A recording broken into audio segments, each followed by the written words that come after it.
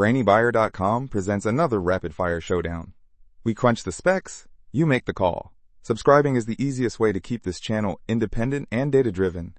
Hey, I'm looking at two Weber grills, the Spirit E-310 and the Genesis E-325S. What do you think? Oh, interesting. Both are solid choices, but they have some key differences.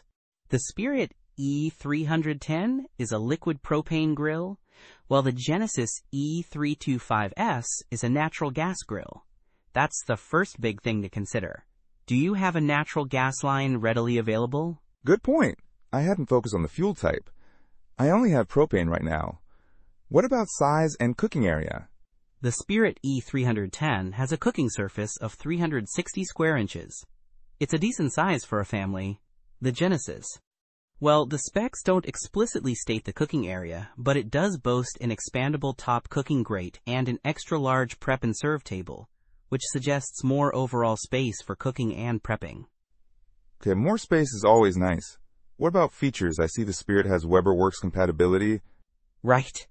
The Spirit E-310 has the WeberWorks system for snap-on accessories, which is pretty cool for customization, and it has stainless steel flavorizer bars. The Genesis E-325S, on the other hand, emphasizes its Weber-crafted outdoor kitchen collection compatibility and extra-large Sear Zone.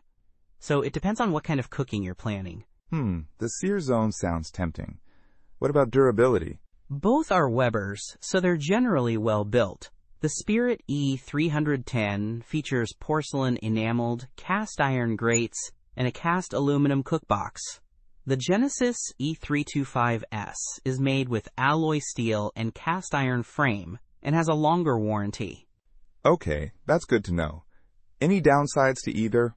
Well, the Spirit E-310 has a few customer reviews mentioning misleading assembly instructions.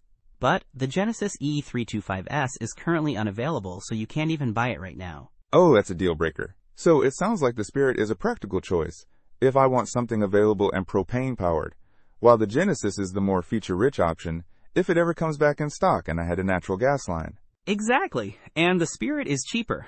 It really comes down to your fuel preference, budget, and whether you need those extra features the Genesis offers. Don't miss out on our next in-depth review to help you make smarter purchasing decisions. Hit that subscribe button and the notification bell so you're always in the know.